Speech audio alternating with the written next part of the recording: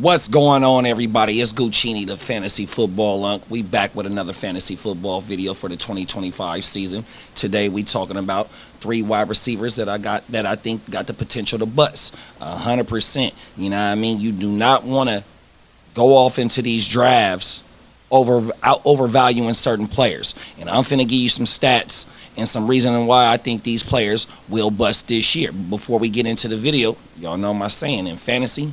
You ain't got the heart to start, you ain't got the nuts of a champion. And in life, if you stay ready, you ain't got to get ready. That's why your boy Guccini here to help y'all with your 2025 fantasy football homework. But before we do, let's run the intro. You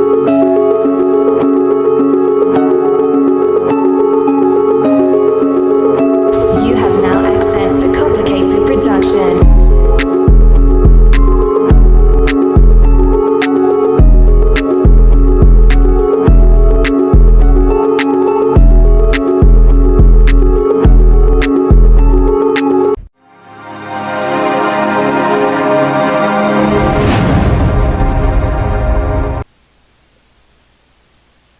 First up, we got a wide receiver in 11 games. Finished as a WR26 in his second season. We got a wide receiver that commanded 106 targets in 11 games. Ooh, excuse me. We got a receiver who had 3 receiving touchdowns last year. 100%, y'all. Y'all see what time it is. We talking about none other than Puka Nacua. Let's get into it. Coming in with an ADP of 109. Coming off a WR26 finish in 2024 and somehow being drafted as a first rounder right now. Kind of wild. Puka only played in 11 games thanks to a PCL injury, but still put up 106 targets, 30th at the position, an elite 29.9% target share, a 43.6 target rate, 79 receptions, 990 yards, and 4 total TDs, averaging 18.8 fantasy points per game. Second at the position. Sounds damn great, right? But here's the problem. In 2023, when Puka exploded early, because Cooper Kupp missed time, when Kupp came back, Puka only hit double-digit targets 3 times. Fast forward to 2025, now they add Devontae Adams, a real WR1. Adams in the last 3 seasons, 48 games with 496 targets, 2,693 yards, and 30 TDs, going at the 312. That's the guy that I want in this offense, 100%, or at the wide receiver position in this offense. I'm going to tell y'all something. Save your season. Don't draft bruh. Let's get into it. 100%. You see right here on the screen when we talk about red zone targets right there. 13 of them with 10 receptions caught in the red zone. But I went and did a little deeper dive into the way that he scored last year, right? So we had 4 total TDs last year, right? First one was a 12-yard TD in New England, a 7-yard TD in New Orleans, a 4-yard TD, a 4-yard Russian TD versus Buffalo, same game, a 19-yard TD against Buffalo, 100%. You know what I mean? And last year, even though he missed them 7 games. Kyron was the leading touchdown go-getter in that offense with 16. But let's go to 2023 when bruh went crazy. Puka, his red zone targets in 2023 was 16 of them. He caught only 9 of them. Then let's break down how he got his TDs. A 22-yarder in Indy, another 22-yarder versus Philly, a 4-yard TD versus Seattle, a 70-yard TD versus Cleveland, a 2-yard TD versus New Orleans, and then a 19-yard TD in SF. That's them 6 TDs in 2024 and 2023. Leading touchdown getter in that season, Kyron Williams again with 15. Bruh, like I keep saying, he don't get jiggy with it in the red zone, 100%, especially when you command a high volume number of targets like that. And one of the reasons why I brought up the 2023 season, talking about Cooper Kupp, Let's break down his season since the 2021 season, the last 3 seasons since that Triple Crown. The 3 seasons combined, 33 games played, 293 targets, 201 receptions, 2,259 receiving yards, and 17 TDs. 100%. You know what I mean? When we talk about Davante Adams, and I broke down what he's done in the last 3 years, and then you talk about competition added to Puka, we haven't seen him do it with 17 games with Kupp. You know what I mean? Unfortunately, Kupp hasn't been the same since the 2021 season. That's not Puka's fault. And then last year, they both missed games 100%. So now we got a season where we ain't expecting no injuries.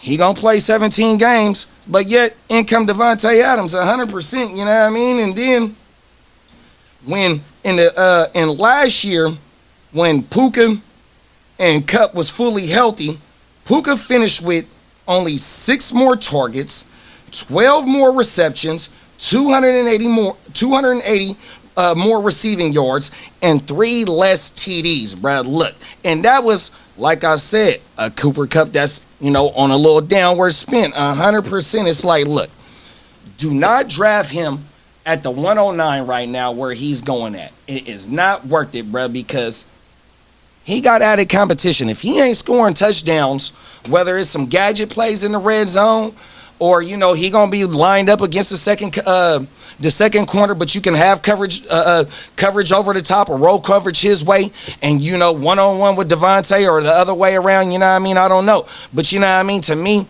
I'd rather play the 3rd round pick with Davante, where he averaged 10 TDs for the last 3 years. He don't miss games. He commanding a lot of target. Just had a WR1 finish, a back end WR1 finish in a boo-boo show over there in New York. It's like, look, bruh, don't overthink it. You see he going right now at the 109. Let's not do it, bruh. Save your season. Target Davante Adams later on, bruh. Go a different route. 100%.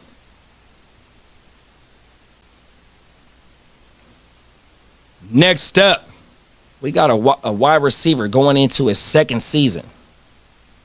Last year, commanded 100-plus targets in 17 games played, over 60 receptions, 14.3 yards per reception, and 8 receiving TDs, man, and had a WR30 finish last year.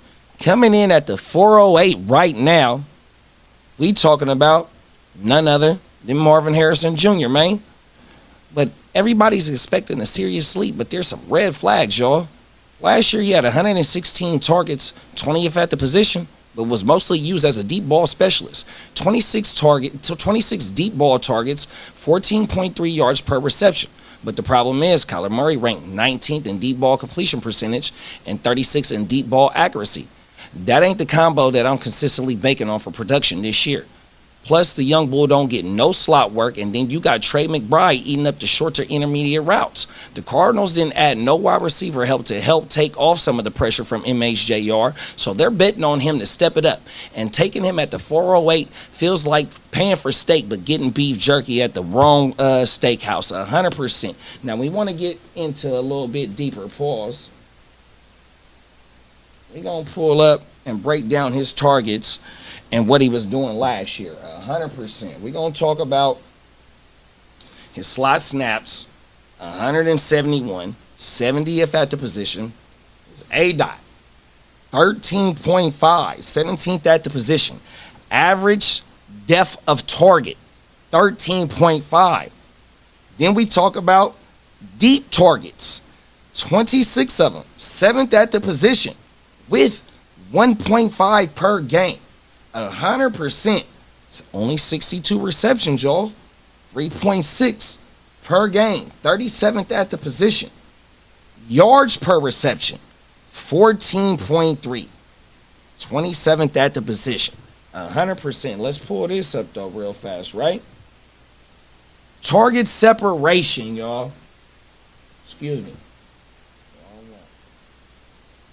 That's enough. Target separation right there, right? Boom.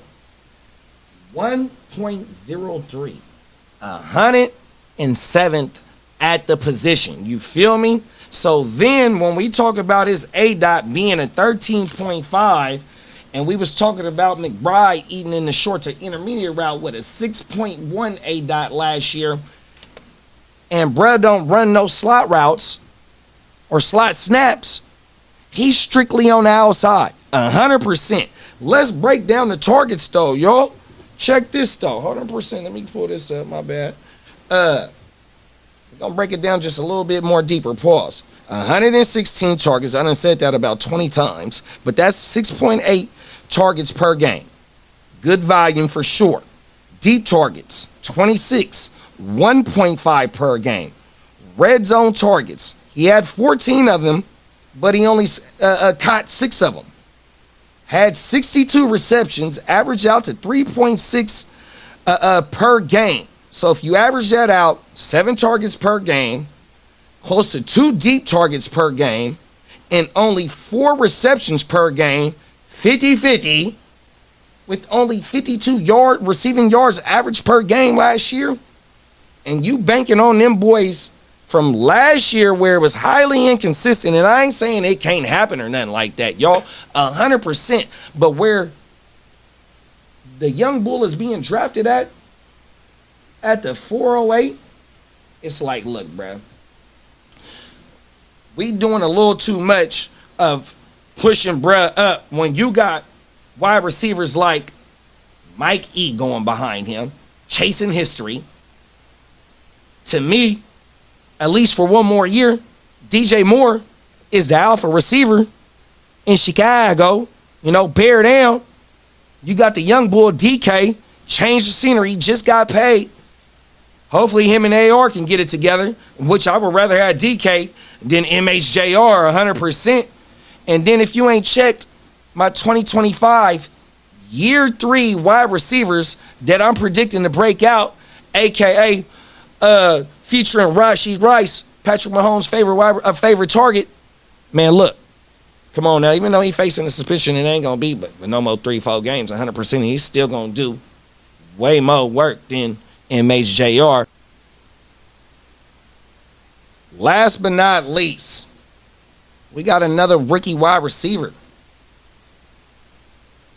playing in all 17 games, commanding almost 100 targets, 10.8 yards per reception, and 6 receiving TDs. Playing arguably with one of the best quarterbacks of all time in Patrick Mahomes. We talking about the young bull coming in at the 5'11" right now. We talking about Xavier Worthy. He finished as WR33 last year and now going ahead of guys like Jamison Williams, Zay Flowers, and Calvin Ridley. Bruh played all 17 games with 98 targets, 638 yards, and 9 impressive total TDs. But the Chiefs passing pie is crowded. You got Kelsey, Rice, Hollywood, Noah Gray, and now rookie Def, 100%. Yes, Hopkins' 59 targets is gone. Rice, healthy, but a little bit of a suspension looming. Hollywood, he's back, and Mahomes is still leans on Kelsey in the red zone. Worthy role looks like more boom or bust or flex than a WR2. Don't fall for the banana in the tailpipe with bruh. 100%, and we gonna break it down right now, y'all. What we talking about? 100%. So when you talk about the targets and the reception, that was going on in Kansas City last year, and we know Rashi down in the third or then down in the 4th game. We know Hollywood didn't come back till the last 2 games. So Worthy was thrust into a little bit of a more role coming into his rookie year. He just didn't get the chances just to ball out with some good veterans over there. I mean, well, you still had Hopkins over there and Kelsey 100%, but you know some of them the young OGs that play the same position as him. So when we break it down, Kelsey 133 targets, 97 receptions. Worthy, second leader. This is all in order too, y'all. 98 targets, 59 receptions. Hopkins, 59 vacated targets, 41 vacated receptions. Noah Gray, 49 targets, 40 receptions. Rashee Rice, 29 targets, 24 receptions. Whew, highly efficient. Hollywood Brown, 15 targets and 9 receptions. We had 6 players in the mix. Now we bring in a Jalen Royals, even though Rashee Rice, completely healthy, might get some, he might have to sit down for a few games. Hollywood Brown, nursing an ankle, but ain't need no surgery, so he gonna be all right. It's like, where in the pecking order are we putting Worthy to receive some targets? 100% to be consistent enough to repay that 5'11". When I just said we got one of my favorite breakout players this year is Jameson Williams. You got the young bull and Tetaroa McMillan, who is the number 1 wide receiver in Carolina. So why would you want to take a third or fourth option, even though he playing on a better team, but you need him to get a whole lot of TDs or a whole lot of receptions, which the pecking order, I don't know, bro. He is a gadget player, so he can get TDs, but I ain't banking on that. Then we got Zay Flowers, you know what I mean? 100%. Who else I say, bro? Dang it. Oh, and Calvin Ridley and Zay Flowers. It's like, nah, bruh. That's too rich for my blood. We calling the young bull, do not fall for the banana in the tailpipe at the 5'11", y'all. My G's. Remember, fantasy football isn't about drafting hype. It's about drafting value. And right now, these 3 wide receivers, they way too expensive for the risk they bring. Draft smart, win your league, man. And if you want to stay tuned and you found anything more helpful, you know what I mean, entertaining, you rocking with the comment, man, drop a like on this, man. We shooting for 50 likes on this video, man. You don't know how much them likes help get this content into the YouTube fantasy football streets. And your boy Hard to Start JD trying to take these YouTube streets over 100%, you know what I mean? So stay locked in, man. We got a whole lot more content coming up for the fantasy football season. We go live on this channel about fantasy football about 3-4 days out the week, you know what I mean? So just stay locked in, man, and, get all your fantasy football information from the Hard to Start podcast.